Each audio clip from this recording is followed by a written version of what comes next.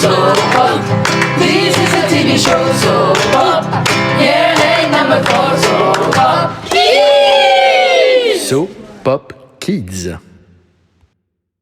Bonjour, bienvenue dans So Pop Kids. Pour ce premier épisode, nous avons choisi pour thème la parité homme-femme dans la musique. Le programme sera le suivant dans le désordre. Chronique de Sophia sur la parité homme-femme dans la musique. L'interview de Pomme par Kylian et Bilal. La chorale de Madame Kroustici. Une reprise de Dad Julian. L'interview de femmes dans l'ensemble du collège.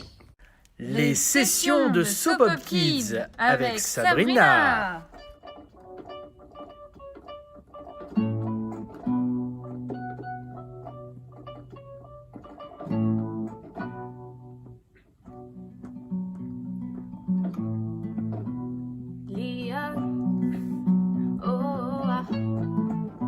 Un peu de respect, faut respecter. Quand une lionne arrive à tout gérer, un de perdu, mais elle s'est retrouvée. Pas besoin d'un homme qui l'empêche d'avancer. Elle a ses règles et sa fierté. C'est pas elle que tu verras manger. Célibataire ou femme mariée, ça ne change rien sa façon de penser. Fort caractère, elle sait dire non.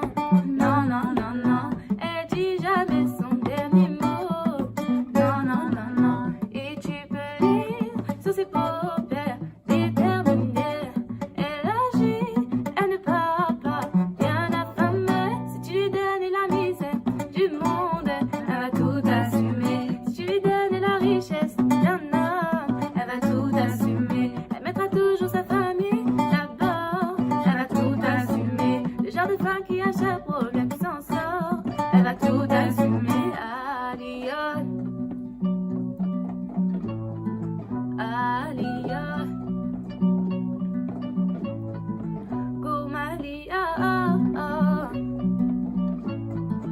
Alia. Sois pas naïf, la Calicie sait très bien comment gérer sa vie. Charismatique, elle est sexy, elle prend soin d'elle malgré tous les soucis. Elle prend des risques, elle réfléchit, pas besoin de demander ton avis. Son objectif, la réussite, son amour connaît pas de limite. Fort caractère, c'est dire non. Non, non, non, non, elle dit jamais son dernier mot.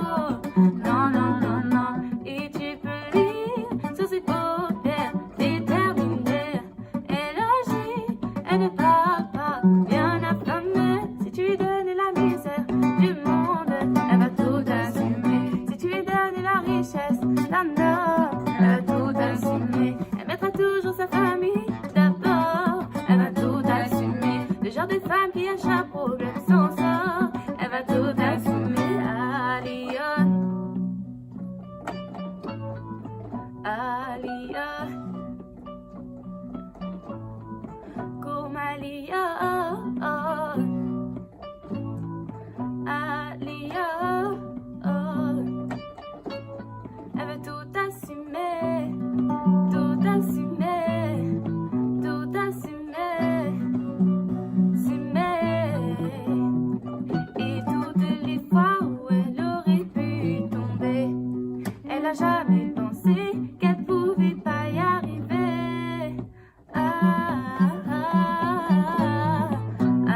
Lyon, Gourmalia,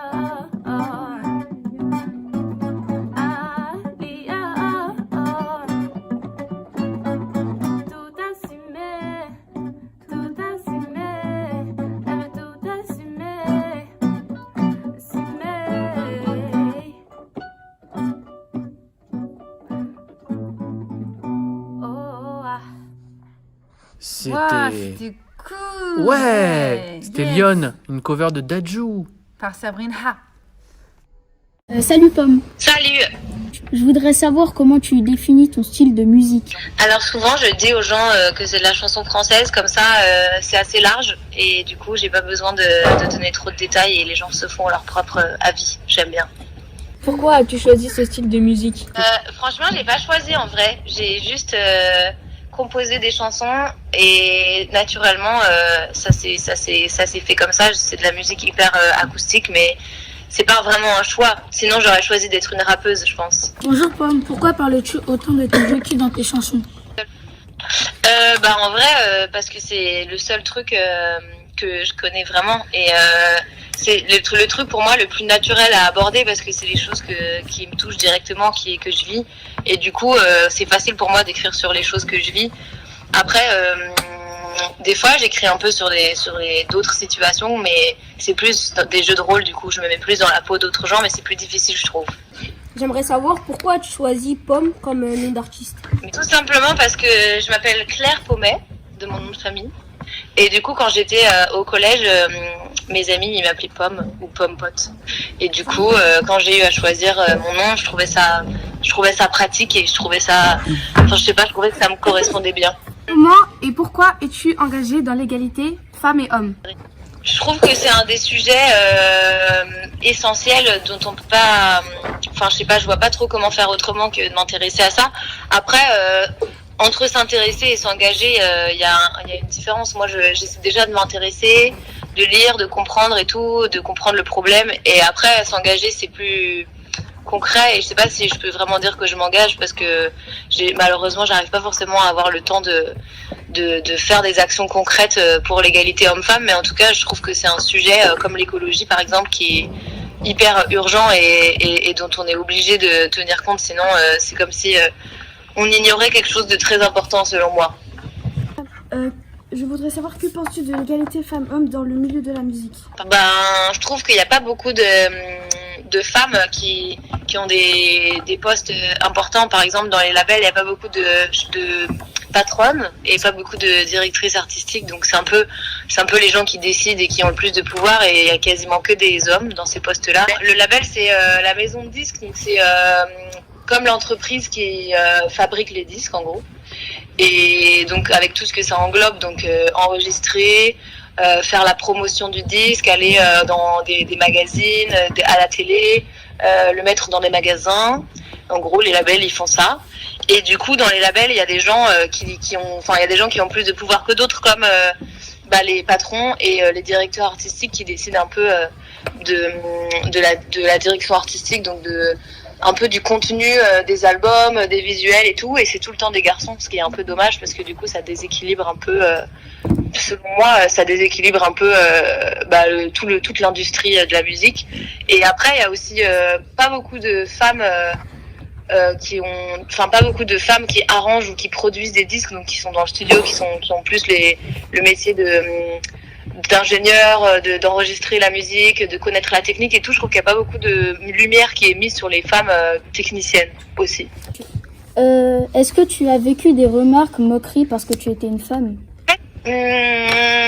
En fait, c'est difficile de donner un exemple précis, tu vois, d'une remarque. C'est comme une espèce d'atmosphère globale où, quand tu arrives dans la musique et que t'es une fille, c'est toujours un peu plus difficile de te sentir légitime et de te sentir à ta place parce que t'as l'impression que comme il y a que des hommes dans les postes dont on parlait, qui sont les postes importants, parfois c'est dur de donner ton avis sans avoir l'impression que c'est pas une bonne idée ou que moi c'est plus d'avoir assez confiance en moi dans un milieu où il y a que des garçons et où du coup parfois j'ose pas trop donner mon avis et parfois j'ai eu tendance à faire des trucs que j'avais pas envie de faire parce que du coup tout le monde me disait si, il faut faire ça et c'était que des garçons qui me disaient ça et ils avaient genre 20 ans de plus que moi et du coup comme de la direction artistique, comme des visuels, de la manière de parler, de m'habiller, de répondre à des interviews, de me maquiller, tout quoi en fait. Comme la manière de vivre en fait, juste plus. Enfin, c'est vraiment très global. Après, il y a des remarques aussi beaucoup sur les gens ils font beaucoup de remarques sur le physique des filles, mais ça c'est pas que dans la musique, c'est dans la société en général. Du coup, c'est juste que dans la musique ça se vérifie aussi, mais c'est dans tous les métiers je crois. Est-ce que tu as déjà pensé à arrêter ta carrière? Ouais, après mon premier album, vu que j'avais pas pu faire tout ce que je voulais et que j'avais l'impression justement d'avoir fait plein de compromis et d'avoir pas trop écouté mes intuitions, en fait je me disais c'est dommage de faire de la musique et donc de créer des choses si c'est pour le faire pour les autres et pas pour moi. Et du coup j'avais un peu envie de faire autre chose. En tout cas si je devais refaire mon deuxième album comme j'avais fait mon premier album, j'avais pas trop envie de faire de la musique comme ça et du coup je m'étais dit que j'allais aller planter des légumes au Québec, mais finalement j'ai pu faire mon deuxième album sans directeur artistique et j'étais contente et du coup j'ai pas arrêté de faire de la musique et je suis assez contente de pas avoir arrêté quand même. Alors, moi j'adore Chilla, je sais pas si vous la connaissez. Oui. Non. Je vais aller- bien. I-M-E-N-E-S. C'est une fille? Oui. Chacun ses goûts. Ok. Allez, je vais aller écouter. Bah, Angèle, je l'adore, mais du coup, si j'étais une rappeuse, je serais pas Angèle parce qu'elle rappe pas. Bonjour. Et connaissez-vous particulièrement et personnellement Angèle? Ouais, je la connais, on est amis, on s'entend trop bien, elle est trop cool. Et je trouve qu'elle aborde des thèmes super chouettes dans ses chansons. Justement, elle parle pas mal de sexisme et d'inégalité homme-femme dans ses chansons. Et je trouve ça cool parce qu'elle en parle avec des mots simples et du coup, c'est à la portée de tout le monde et ça, je trouve ça intelligent. Est-ce qu'elle aimerait bien être Aya Nakamura? Non, c'est un bon exemple aussi. Si t'étais une rappeuse française, est-ce que t'aimerais bien être Shai? Je la connais pas bien non plus, mais en fait, je vais noter tous les noms que vous me donnez. Vous m'avez dit Lil Kim, rappeuse aussi. J'adore Loose and the Yakuza. Alors, Loose and the Yakuza, vous la connaissez? Qui?